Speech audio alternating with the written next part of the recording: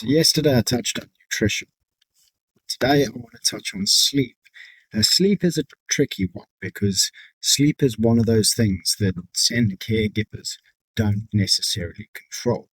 If you're a SEN parent or SEN caregiver and you've got children that are waking throughout the night that have dysregulated sleep patterns, then that's not something that you can override. You don't get to just ignore the child and focus on your sleep.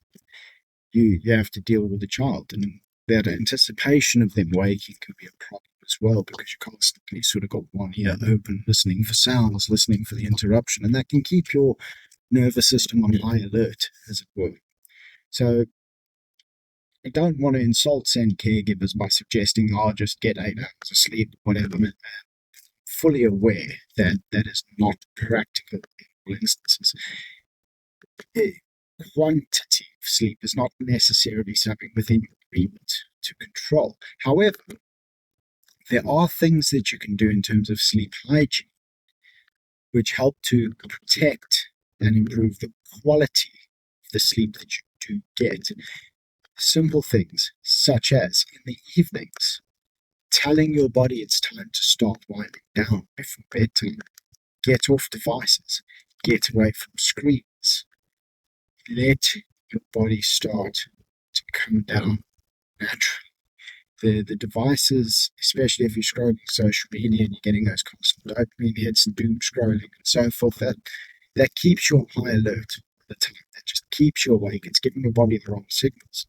If you need to wind down times, listen to a podcast, as in an audio podcast, something where you're not staring at a picture. Read a book, even, can be a great way to wind down.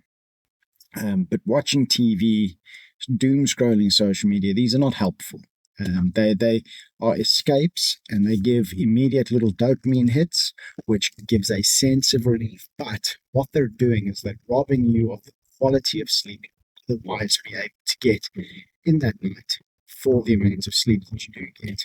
And that's not a trade-off worth having. That temporary dopamine release doesn't give you the benefit of the quality sleep would give. So get away from devices, keep the lights low, let your biology recognize that it's now time to stop winding down. Bedtime is upon us. Quality of sleep will improve. The other thing that you can do, which is extremely powerful, is cut out caffeine. If you do drink coffee or tea or anything that has caffeine in it, limit them to before midday. Don't have them in the afternoon, certainly not. That's not healthy. Caffeine competes with adenosine. Adenosine is your, I guess you could call it your tiredness hormone. So adenosine builds up in the brain. That applies sleep pressure. The more adenosine that you have, the more pressure you feel to fall asleep. When you're drinking caffeine, caffeine's out competing adenosine for those receptors in your brain, and you don't get that same sleep pressure, so it makes it difficult to fall into sleep. Another thing that you can do is align yourself in the morning. Circadian alignment is very important. Getting up in the morning and getting full spectrum natural sunlight into your eyeballs as early as possible after waking tells your suprachiasmatic nucleus, which is your master clock in your brain. It controls the circadian rhythm of your entire body.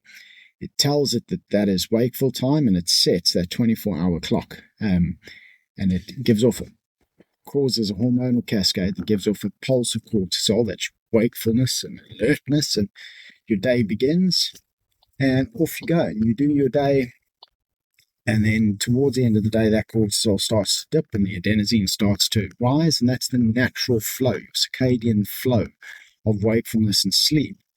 Very important to protect, and you actually protect that by aligning yourself with that early morning sunlight, getting that early morning light, even on a cloudy day like today, getting outside without sunglasses and stuff on as early as possible in the day helps your eyes recognize that it is now morning, it is daytime. Tells your suprachiasmatic nucleus, boom, start the clock, and that whole hormonal cascade happens, cortisol goes, and you set off on your way.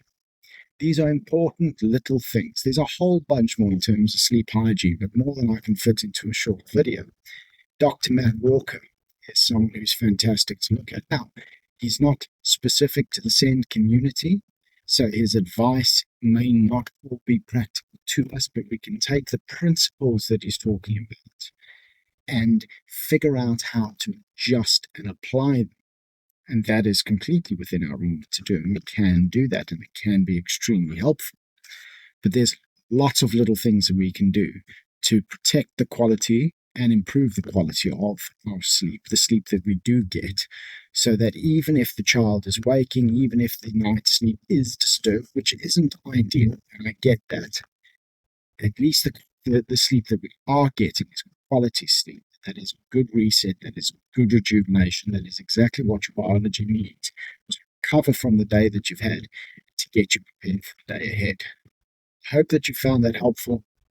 Follow